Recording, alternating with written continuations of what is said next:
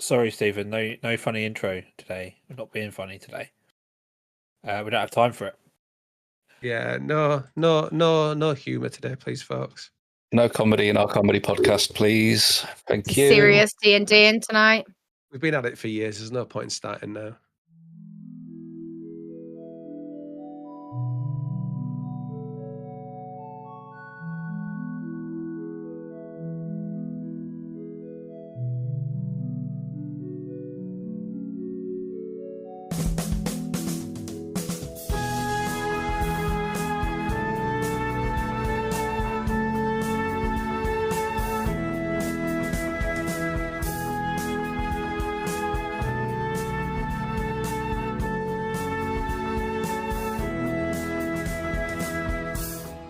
Last time on Dungeons and Dickheads, making light work of the rest of the undead sea folk monarchy, the party finally reached the Temple of the Ocean King. Through some tense negotiation, they were able to convince the king to share their supplies of food with Flamekeep in exchange for the party recovering a mural that had been stolen from him and was now being kept in Essingham Manor. After spending the night in the palace, the party are awakened by the smell of freshly cooked seaweed. That was our cue. Waiting for the joke to come out from Bitey. Yum, yum, yum. Is that freshly cooked seaweed I can smell? What a delicacy.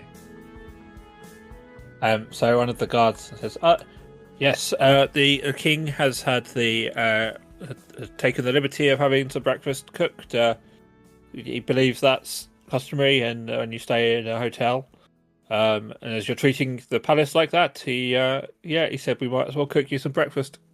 Monsieur, with this seaweed, you're really spoiling us. There's a reference for the kids. Please come on through to the dining room. He leads you off down this corridor. Am I the only one present? Yes, well, okay, I'll come through. I was going to say Tok would probably be, curled up next to Zephyr, but have they been doing it? No, we've been sleeping in the throne room. I think they did it on the stone head of the Hydra. I can't get into the dining room. Listen, what we do outside on the head of a Hydra is none of your business.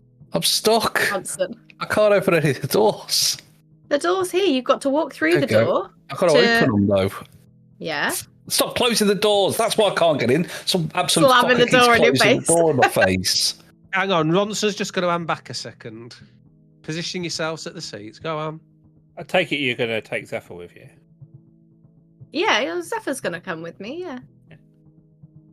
I can't leave Zephyr, right? Did she come with you previously? She might have come with me on that head of the Hydra last night. We don't know. I'll sit here. You sit over there, Zephyr. I'll sit here next to Tok. No playing footsie under the table, Tok. Okay, we're in polite company. I don't know. Last time you played footsie, yeah, Ronson, but it's far easier when you're sat opposite. Yes, I know, but there's no space. There's no spaces there anymore, is there? So I've got to sit here because bloody Zephyr's fucking over there. Yeah, it was me, Zephyr, who was talking. She says, "Oh shit, sorry." Tok does feel Zephyr's foot. I apologise, Zephyr, but you sounded very similar to the voice that I hear in my head at sometimes. I do apologise, Zephyr. Yes, carry on. Tok's just giving Zephyr some eyes over her morning. I'm guessing coffee, probably, because, needed. It's probably, seawater coffee. Seawater coffee, bit salty. There's some seaweed, some little fish, and look like whitebait. You've got a plate of whitebait on a bed of crispy seaweed, and the king sat at the table as his ocean song. I trust you had a good sleep in the royal throne room. Do you have a good sleep, Tok? Did you get much sleep last night? Delightful. It was very cozy. Some good company. Really? I see. Yeah. I wouldn't have thought that's your hag. Sorry, I mean bag. Sorry, hag. Sorry, my apologies. Yes, well, good company is hard to find, Ronson. So it certainly is. Zephyr, I'd forgotten. What were you saying? Do you like hags or not? I keep forgetting. What do you like the hags? Bane upon our very existence. Yes, Bane, aren't they? All absolutely awful, aren't they? Yeah, you're right. Those bloody hags. Yeah, sorry, I just wanted to remind myself about that. Yes, okay. Sorry, carry on.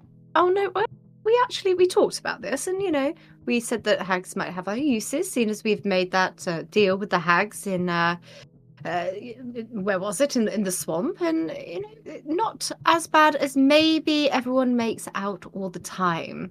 Isn't that what we agreed? Interesting point, Talk. Very well made. But do you agree, Zephyr? What do you think about that, Zephyr? They still need to prove their worth to me. Yes. I can't imagine that would be possible, would it, with the hags? I'm not close-minded to it.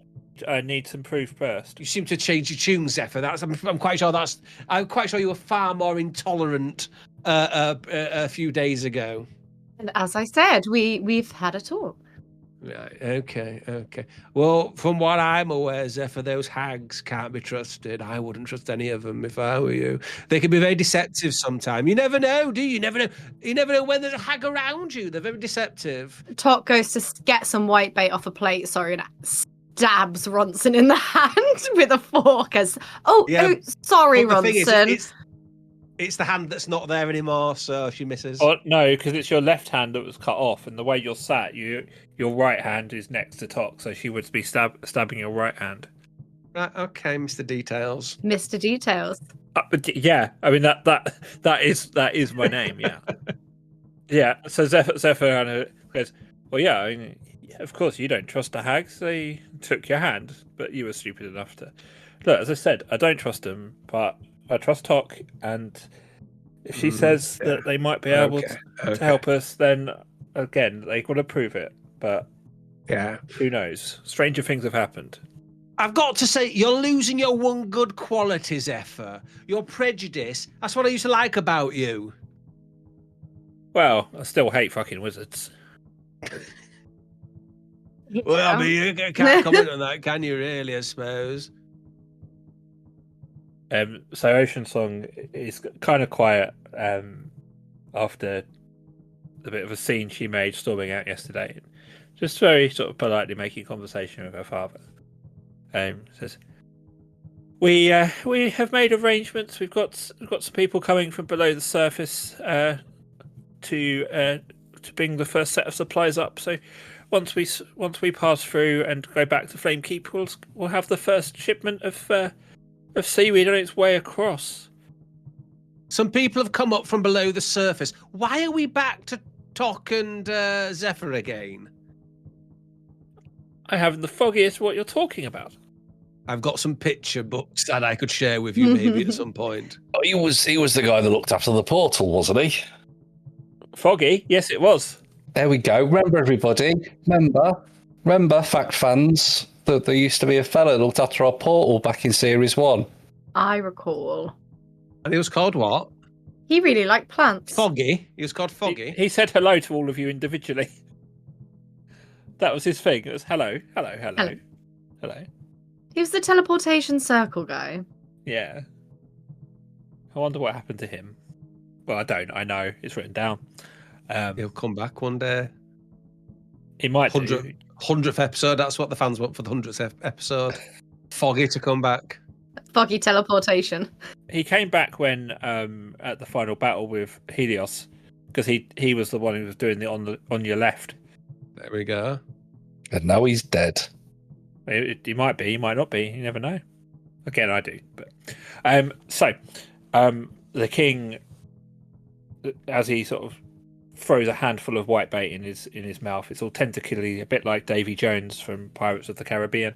I must apologise if I was a bit rash with you yesterday, but people ask a lot from us, and sometimes you have to be very careful. But it does seem like you've got the best interest of everyone at heart. Please don't worry. It's all forgotten. I mean, it's literally forgotten. It feels like it was a week ago since we had that conversation.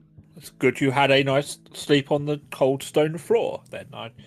Maybe I should rent it out for sleepovers more often. Yeah, I don't think I said anything about I had a good night sleeping, but... Well, if you felt like you'd been asleep for a week, it must have been a good night's sleep. Well, that's just because I had to bash my head in against one of your busts, one of your stone busts, until I went slipped into a coma. You can't talk about wanking to the king. Actually, over one of his busts. How crude. Well, yes. Ocean Song sort of says as she's finishing up her food. So I assume we're going to be straight back to Flame King. I say straight back. It's been weeks since we've been there. And you, Zephyr, are you coming back with us? She kind of then looks between. Don't feel any pressure, Zephyr. If you don't want to come, it's absolutely fine. Please, if you've got things to do, go do it. You're a busy woman. I look at Zephyr and I just say, everything will be fine. It will be okay.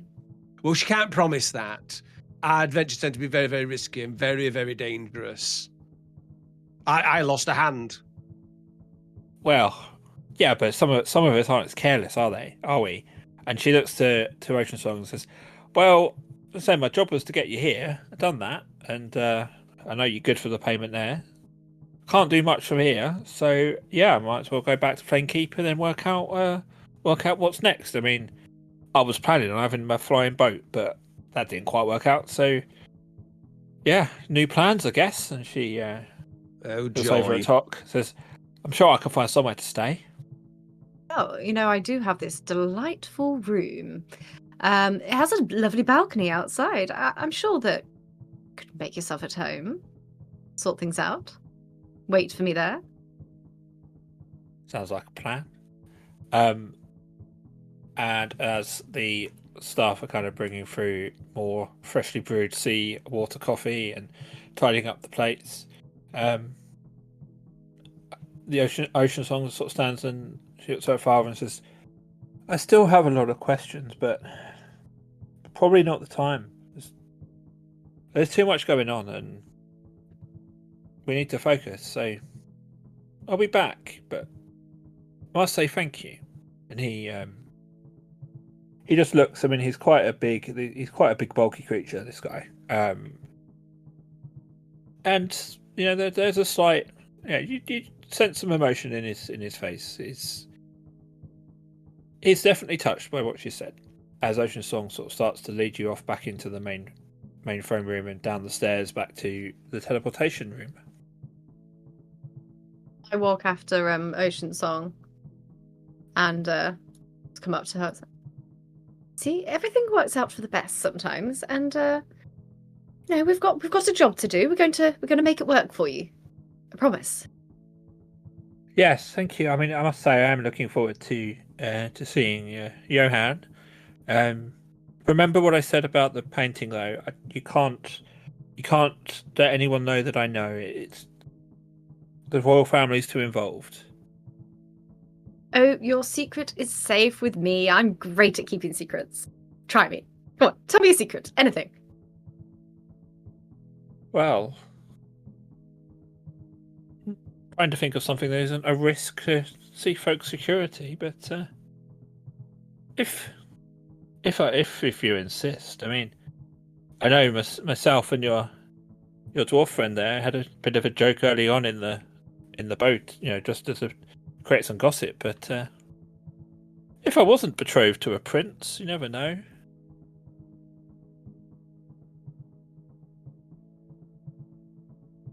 Wait, what am I missing here? Help me. Make your notes. Consult your notes. I'm looking at my notes. She is implying that if it wasn't for her engagement to Prince Johan, she's got a bit of a thing for Porky. Oh, that was it. Yes. Thank you, Dave. What? Now Porky's got a love interest. What? Again, what is this bullshit? It's just girly gossip. She's just saying, if I wasn't engaged. What's wrong with Porky? Where's is this a short little bearded dwarf man? Where's all the hot totty throwing themselves at Ronson?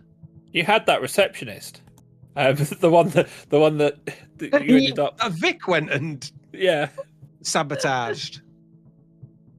Anyway, well, each to their own. And let me tell you a little secret. I don't know if you have ever, fooled around on the Hydra's head, but I can tell you, it's definitely fun. She looks absolutely. What's the word? Crestfallen. No, like like scandalized. You know, like she's like, this Shocked. is hot gossip. Just we definitely need to keep that a secret. My father would be most unimpressed to know that anything of that sort's gone on top of the mighty beast that he defeated. As I said, secret safe with me, and I trust my secret is safe with you. Of course. Very rude, basically, is what they're saying. What you did, Vic, it was very rude. It was blasphemous. Nah, well. Very disrespectful. So as Zephyr steps out, there's kind of that odd moment where she knows that something's being said, and everyone's got a bit quiet, and like Ocean Song's just a bit giggly. As Zephyr sort of walks up and takes your hand and sort of gives you a sideways look. She knows what's been going on. Well, come along. We've got a lovely space waiting for us back in Flamekeep. I'll just give her a little nudge. Anything else anyone else wants to do before we go back to the house? I'll just say goodbye, King Fishy Man. Lovely to meet you. Look forward on working on the whole Grogs thing. They're supplying you with whatever it is I'm supplying you with. And it's a shame that I think this is the end to making fish jokes, fish puns. Well, something good had to come out of all of this, I suppose. And Grogs will be, I assure you. Goodbye. You step back down into the chamber and through the teleportation circle, and you find yourselves back at your familiar place at home. So, Ocean Song, as you are outside your houses, I'm going to get some transport straight back to the palace. I can't thank you enough for everything. I will have a conversation with Johan around your compensation, and we will be in touch. But otherwise, Ronson, if you can make sure that sort of everything goes to plan with my father whilst you sort out the other business, that will be most appreciated. That's absolutely fine. I can't remember what you're referring to, but yes, I'll get on it straight away. The stuff you literally just talked about around transporting the seaweed. Yes, that stuff. Yes, I'm transporting seaweed, aren't I? And for Grogs. Fantastic. You going inside? I sweep Zephyr up in my arms and I kick the door open. And as you enter, everyone's favourite butler, who you will of course remember, Jenkins, who's looking a bit more bedraggled since you last saw him. His jacket's off, his shirt's a bit rumpled and dirty. Welcome home, all of you. I was starting to worry that you wouldn't make it back. My word, Jenkins, you do look very, very dishevelled with your jacket off and such. Very unusual to how I remember you from previous times. We have, of course, only met the once before you went off on your big adventure, so it means a lot to me that you remembered my usual smart demeanour, sir. Well, I never forget. I've got a photographic memory, and we've shared such great times, haven't we, Jenkins? It feels like, we've known each other for a long time rather than just one meeting. Yes, I believe you referred, or as a group, you referred to me as New Ramona, also Alfred, and Jennyworth, I think. You look a bit like Tim Oliphant in one of his cowboy roles. I take that as a compliment, sir. And an elephant never forgets. So your rooms are, of course, freshly laundered, and I can have baths drawn up if you wish. However, there is a bit of a water shortage, so you may have to reuse it. Particularly, I didn't realise we were having a guest. I will, of course, make up an additional room straight away. Don't worry. Oh gosh, not much water. I think maybe she might need to find somewhere else to sleep. Talk. You might want to have a word with her. I think if we need to conserve water, maybe we should shower together. I'm thinking. Don't worry, Jenkins. We can share a bed, and we will absolutely be sharing the bath. I'll just have a gentleman's wash in the sink. And he goes very red. He goes, of course. And I must warn you though that the food situation isn't much better than the water situation. There's been no meat in the city for over a week now. your dragon friend has been surprisingly helpful. She was bringing back livestock early on. Unfortunately, she has been missing for a few days now. I'm sure she's fine, but we don't quite know where she's gone. Maybe she's had to go further afield. Her babies are fine. Some of the townsfolk are looking after them as best they can. You do have some correspondence, of course, Mr. Diego Bentos. Yes. Your income from Grogs. Excellent. Yes, I imagine it'd be quite weighty. So I did take the liberty of counting it, and I've put it into your personal account. 605 gold total. Excellent. That will do for now. Building nicely. Thank you very good. By the way, Jenkins, while you are here, could you just take this dead doll girl I've got strapped to my chest, and would you just put her through the wash, please? The quick spin cycle. Thank you. He kind of holds her at arm's distance. Just yes, of course, sir. We'll get her laundered with the very little water we have. I will use it to wash this small doll. Thank you. She's getting a little bit ripe. Thank you. And Miss Tock, Mr. Fallowfield has sent through his usual earnings. He did write a letter of apology, but things aren't going particularly well. But here is 60 gold for you. That's terrible. Sorry, I do apologise. I had a little outburst, and I do apologise. I grab the letter quite concerned, and I read it to see if there's any more information in it. It just reads that it's very apologetic, saying that sorry, it's been a while, and that things are quite tough with the lack of food, water, people. So the turnover has been quite low, but he hopes that this will do. Hopes you are all well, and that he may see you soon. Jenkins, if you wouldn't mind, later I'd like to write a response. I don't suppose the post is. I mean, I know we've got to post, but it's still working. There are still people doing that now. Yes, we can make arrangements, of course. Okay. And Jenkins, I am happy to pay for the postage stamp for Tock's letter there. See, she only got 60, so I'm happy to pay for the postage. How generous of you, sir. I am. I must, of course, remind you, the Prince, of course, will want to see you as soon as possible. Mr. Ronson, sir, the Magic Circle have still been very persistent that you visit the Arcanix. Other than that, I've not heard any more from the young tiefling in Lafleur, but you remember she was very keen to see you, but that was a few weeks ago, so we'll leave that to you. Otherwise, is there anything that I can do for you? No post for Porky. I'm afraid not, Mr. Short King. There was a few flyers and advertising leaflets for young Mr. Ray, but nothing for yourself. You got any fast food menus I can look at?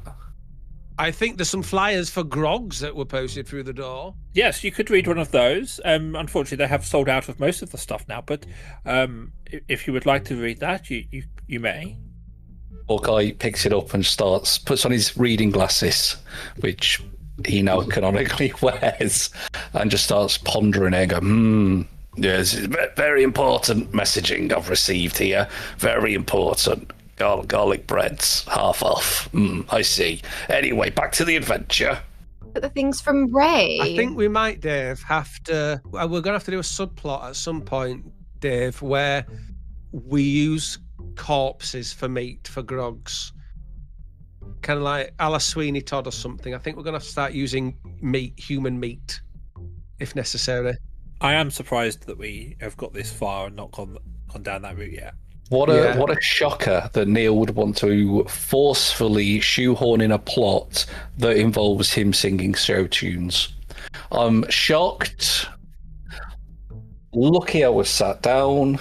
Well, maybe that could be our musical episode. Every series has got to have a musical episode now, hasn't it? So after Buffy kind of did it, so maybe we need a musical episode. So now, after Buffy did it, as if that happened like last week. 25 years ago. I've been obsessively watching a TikTok and it's just some guy at karaoke, and it's so fucking funny. But it shouldn't be. It's got no right to be this funny. He just what's the song where it's like, when I met you, you were working as at a cocktail. That was it. So he just like to the songs like, the first time that I met you, were working in a cocktail bar. In a cocktail bar. The first time I met you, you were in a cocktail bar. He just does that. Is this because he doesn't know the words? No, because they're behind him, you see, because it's karaoke. They're written a bit. Right. But it's just really funny. And then the crowd starts singing along with him, and the chorus is like those two sentences. It's very funny. Stephen, if you find it, pop it in. Pop a little clip of it in. Pop it in. Clip.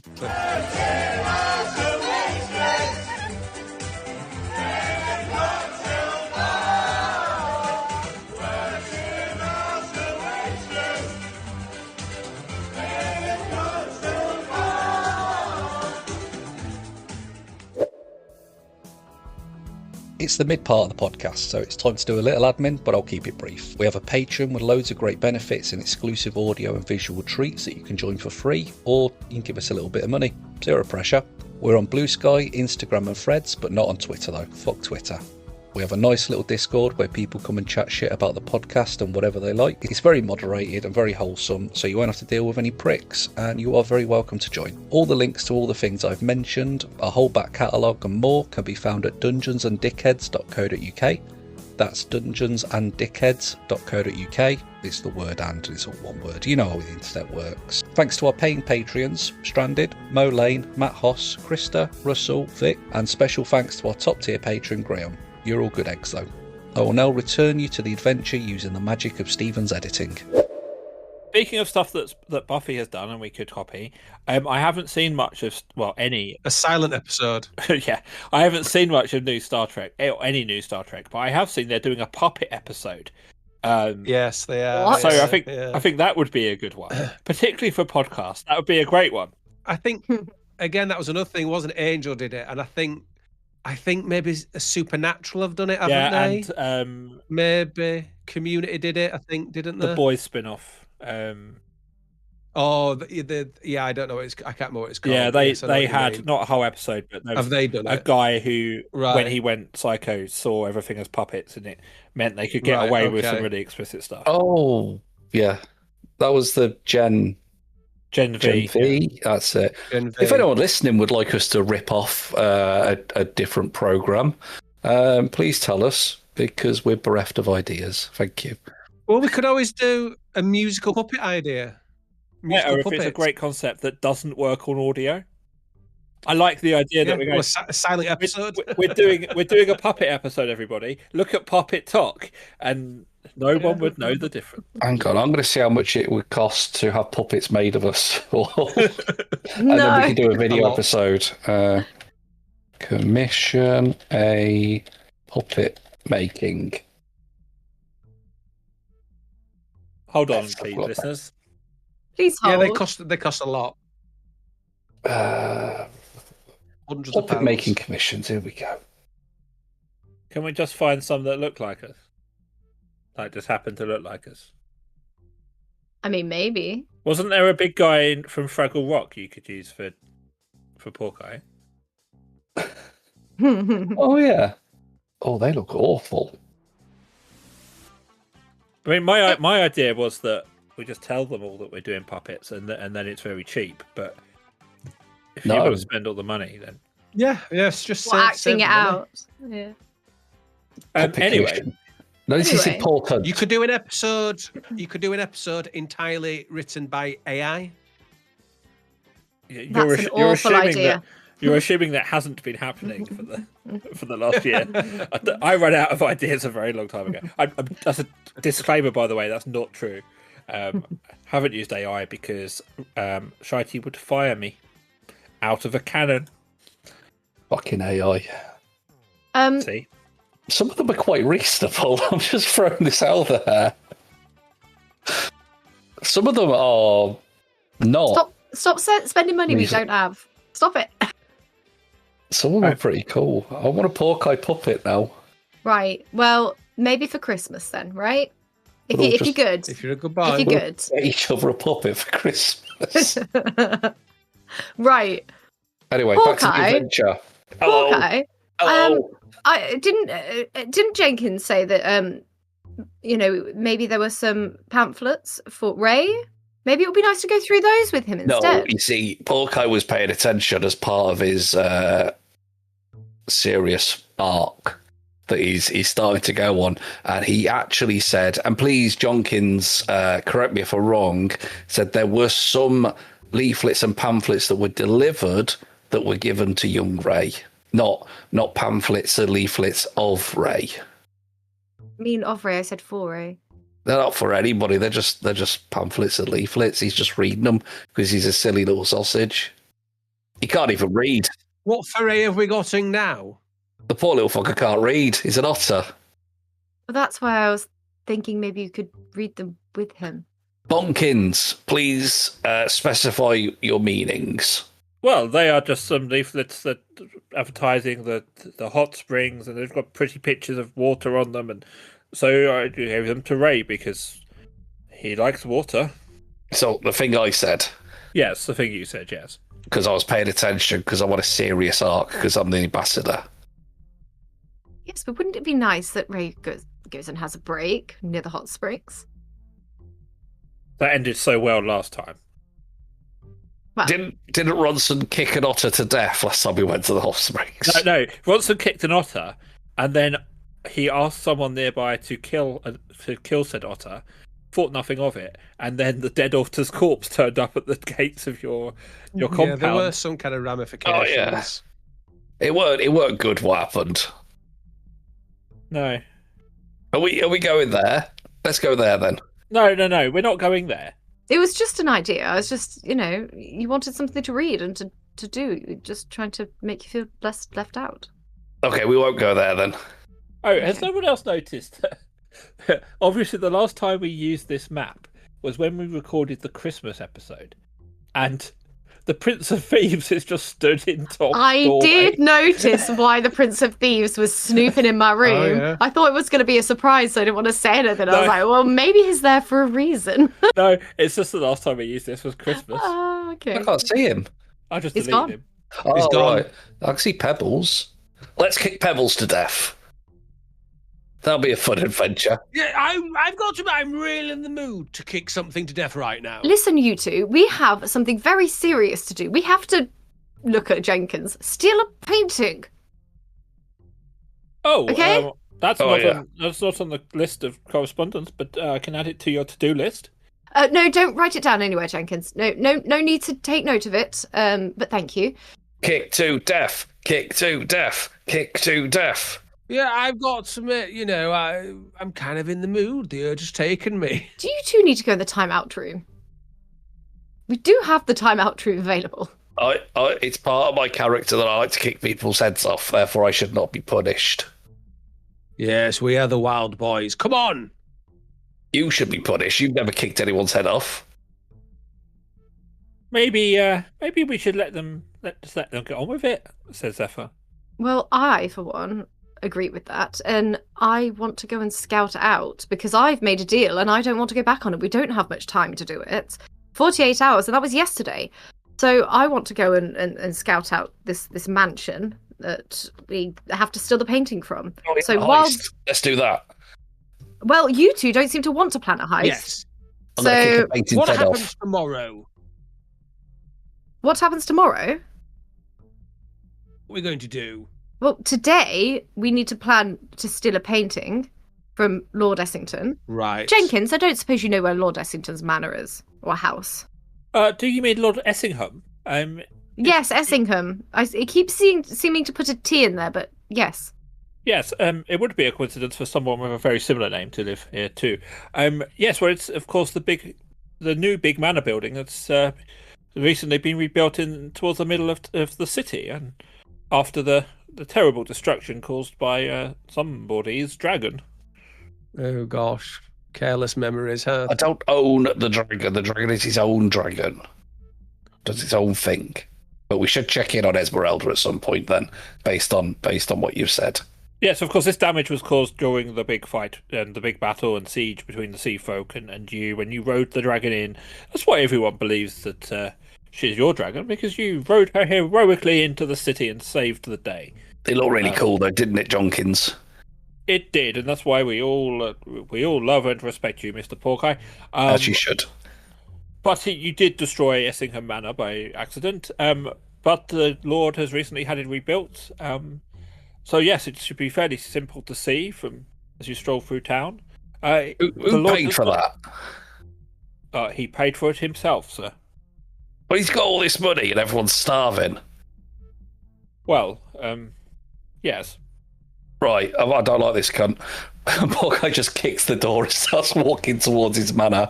Come on, we're stealing his shit. Wait a minute, Jenkins. Before we go, is there an architect in town that everyone seems to use for all their fancy, smancy buildings? Well, mainly just the town planning office, but Lord Essingham probably would have designed this the mansion himself, knowing what I do with him, and knowing that the previous manor was built by his own grandfather. I would assume he would have designed it himself. But he would have had to submit those plans to the town planning office first, correct? You see Jenkins sort of stifle a laugh. Yes, a lot of people would have done, Miss Togg, but people like Lord Essingham, the rules work slightly differently for him. Right, well, at least we're trying to find out ways to get in. Right, Jenkins, Zephyr has the run of the house, let's say, unless you want to come with us, of course. If you don't mind, I am gonna stay back here. I do need to. She kind of pulls out a couple of letters from pouch on her waist.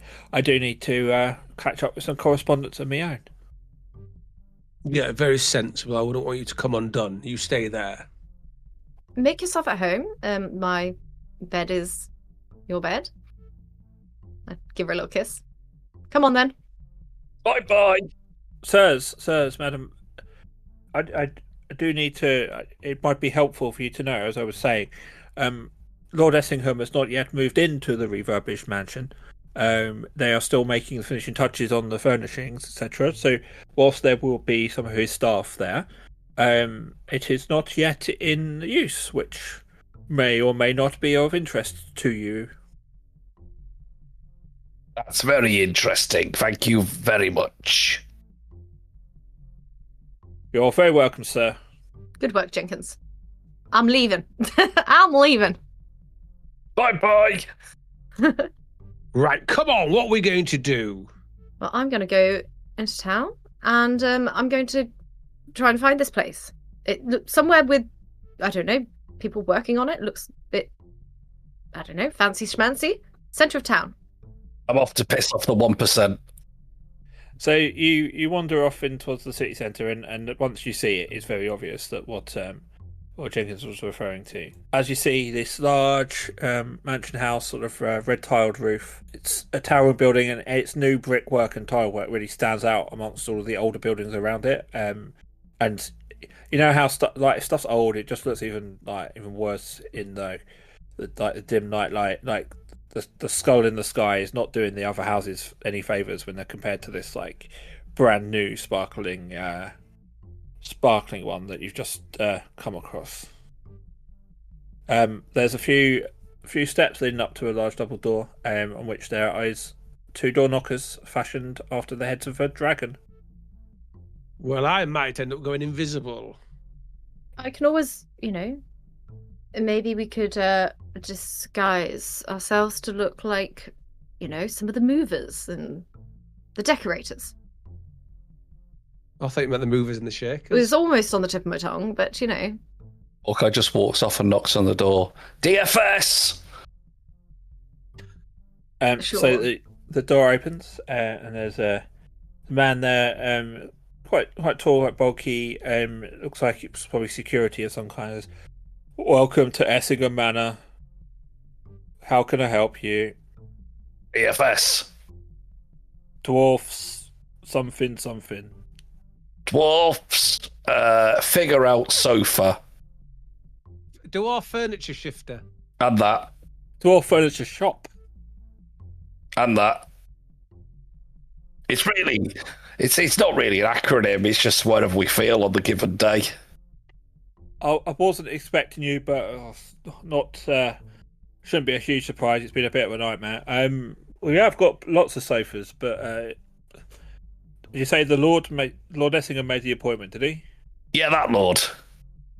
Okay. I guess you better come in then. Okie dokie. I'm with the FBI. He's DFS, I'm FBI. What are you, furniture breaker inner? Friendly bisexual idiot. Ah, fair enough. I follow poor Cayenne and just get a notepad out and just start pretending to take notes about the furniture. That's an audacious dragon statue. Yeah, so he leads you in. The Lord would want me to tell you that you should feel privileged to be one of the first to view this magnificent manor before he and his family take official residency. And he hopes that this brings hope to all of Flamekeep and proof of what can be achieved in these dark times with hard work, determination, and lots of gold. I see. Pulled one of those fellas that pulled himself up by his bootstraps, was he? Just saved money, worked hard, and then when a family member died, inherited a shit fuck ton of money. One of them guys. More or less. I see. Cut down on the avocado. Oh, my dad died and I've got 17 billion gold. Fuck off. Anyway, you don't want to hear about that, do you? Yeah, give it all up. I can't make that decision, I'm afraid, sirs. That's fine.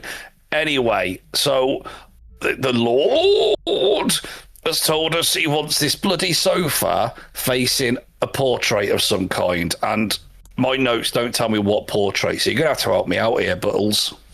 Excuse me, it's and Tox just pointing at her notepad. It's a Muriel King. A king. Try not to act like herself at all. The Ocean King I have here. Yeah, that. Yeah. Oh, that thing. It stinks, that thing. Yeah, it's I mean, luckily, he rolls his eyes. It was one of the few things that survived the fire. Probably because it's wet. There's already 2 sofas in that room. There's got to have been some mistake, but I don't get paid enough for this. If you come on this way, I can take you in. I'm clicking detect magic up as we're walking through the manor. Okay. You don't sense anything right now. Okay.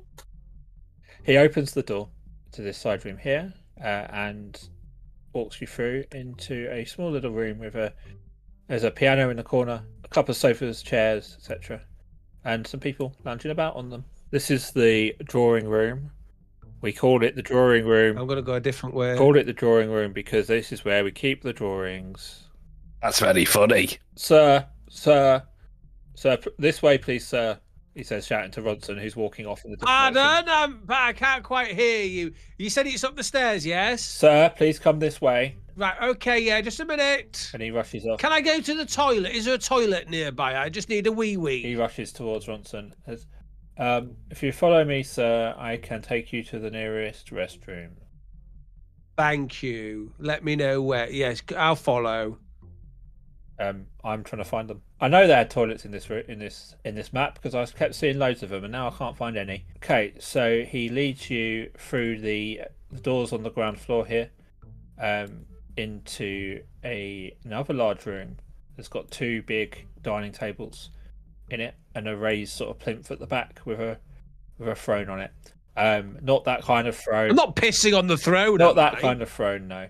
He kind of hurries you through another door into a more subtle, sort of darkly decorated set of rooms, into a room with a table in, and here you go, sir. Here is the facilities. I will be waiting just outside the main door to guide you back to your friends. Thank you. Very good of you. Thank you. I might be some time. I think it's going to be quite a stubborn one. It is a new toilet, sir, so please do be gentle. I try not to make too much of a mess, but I can't guarantee anything. Okay, sir. Thank you, bye! And we will go back to Tok and Porkai, who are in the drawing room. There's a guard sort of standing by, and two people sat on the chairs there who kind of raise their head, sort of give a acknowledgement, a nod of acknowledgement. Hello.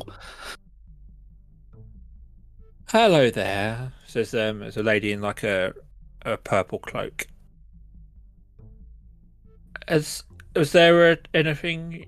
Are we meant to be helping you? Or I'm a bit confused. We're here to size up this room for another bloody sofa. Can you imagine another one in this room? The Lordship wants one specifically for lounging in front of some portrait of some wet lad. Oh, that is odd, but I guess I shouldn't be surprised by what the Lord wishes. Some wet lad. And she starts to look at the various paintings.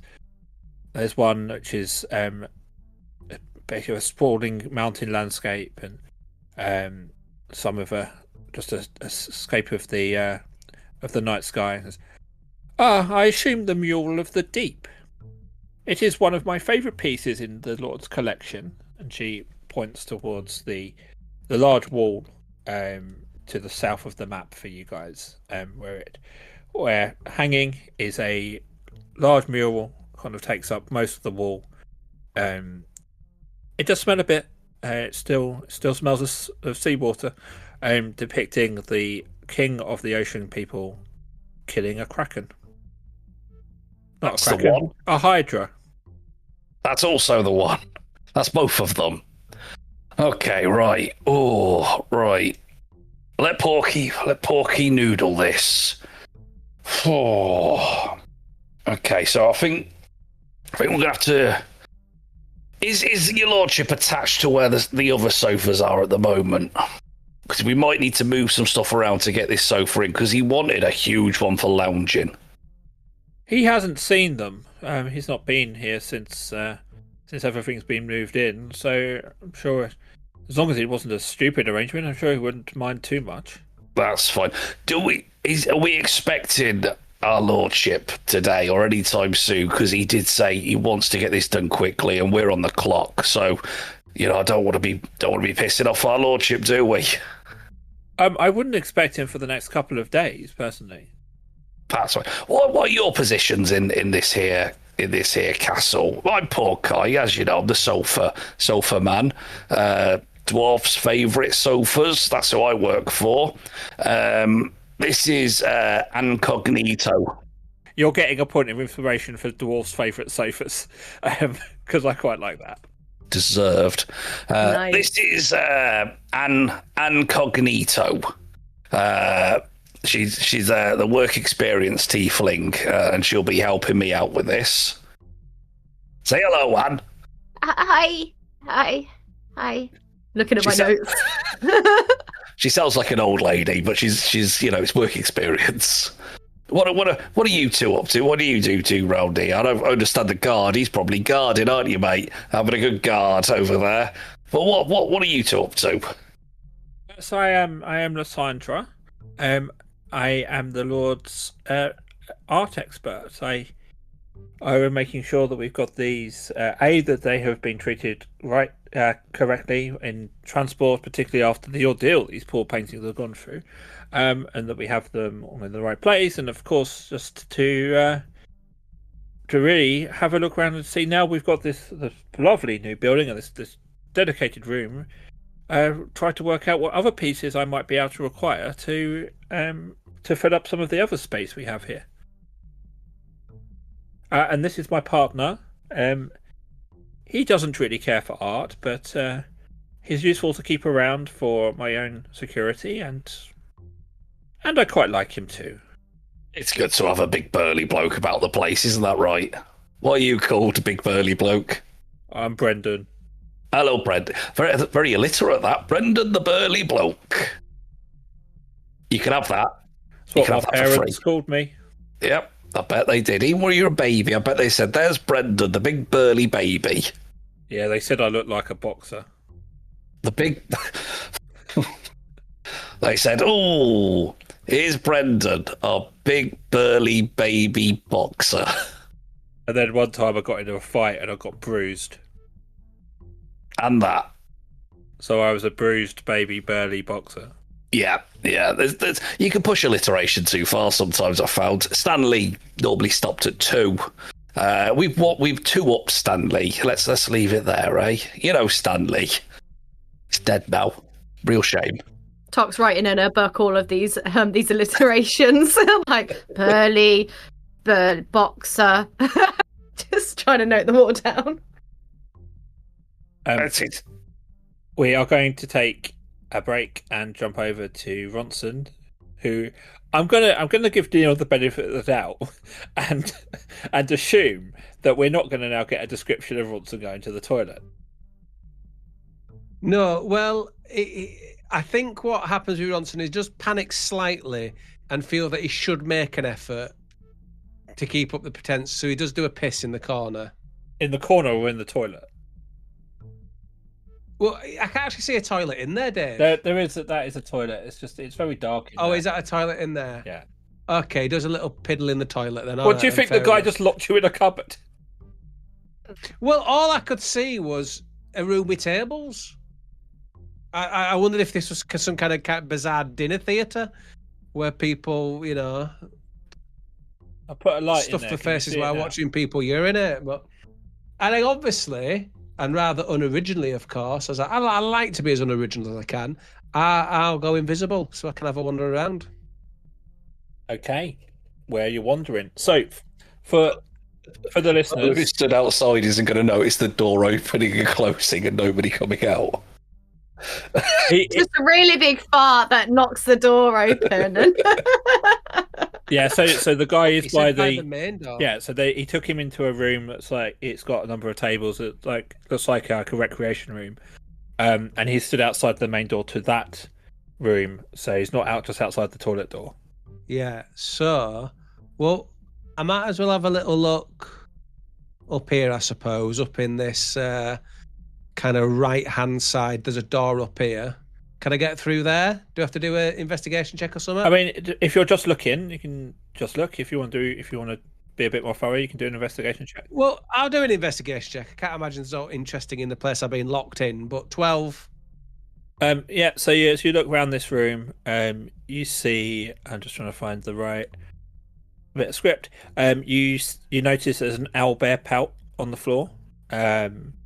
Looks like it's fairly fresh.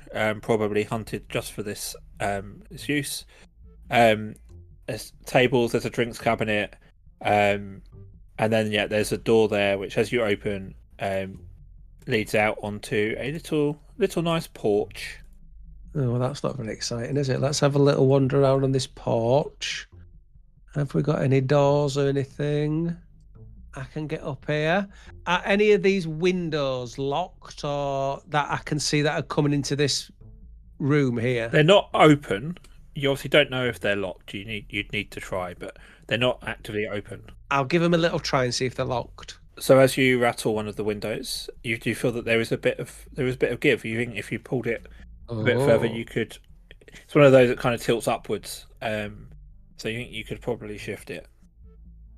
Right, I'm going to come over to the door here then, to this room, this external door to this room, and I'm going to knock quite loud, and then run away back around here. But as I do, I'm just going to do a childish little giggle because Ronson's just enjoying the japery a bit. Right, so he's knocked on the door and then he's rung around to this window here, this first window, Okay, so around the side of the room. as you're looking through the window, you see the man who I presume you saw walking past the window towards the door. He's back now to the window. Right, so before he even opens the door, I'm starting to climb into that window. Okay. Before he's even opened the door, I'm climbing in. He opens the door and obviously sees no one there and just turns around, just shrugs. and heads back round.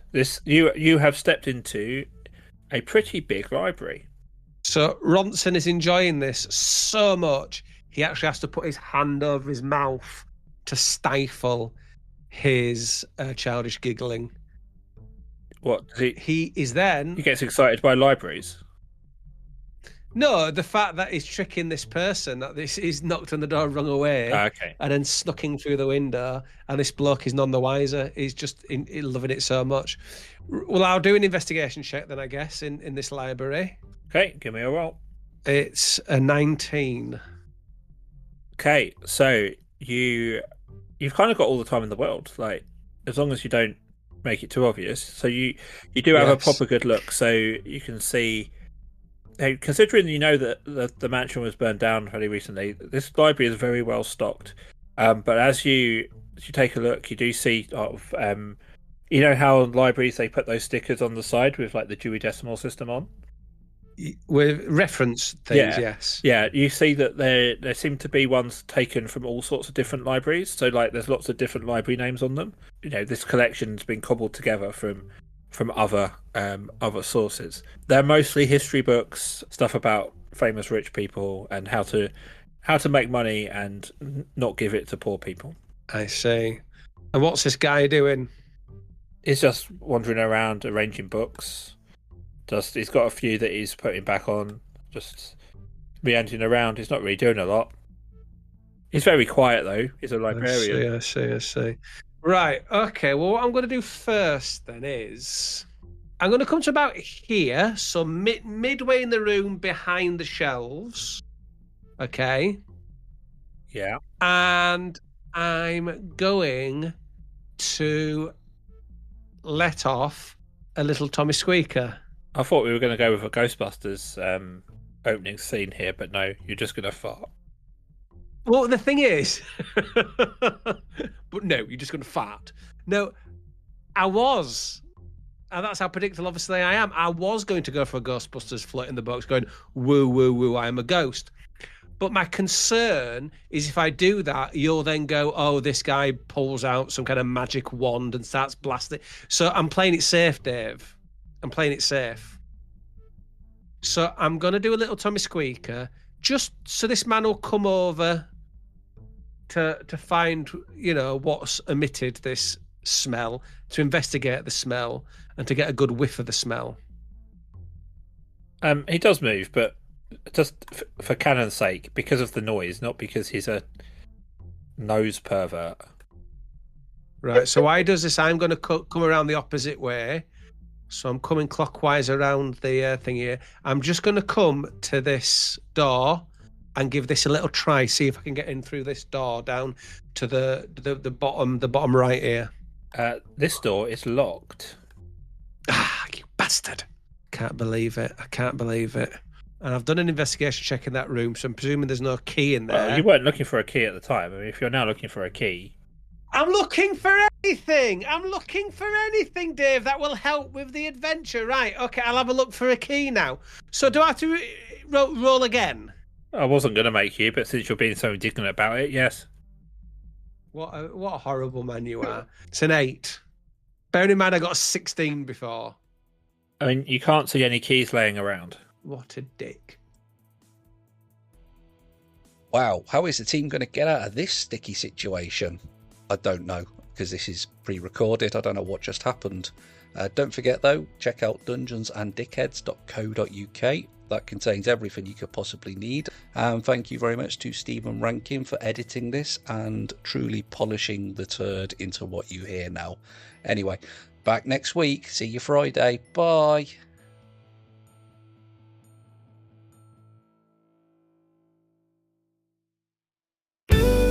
This podcast is part of Podomedy, the UK's podcast comedy network. Why not laugh at what else we've got? Visit podomedy.com.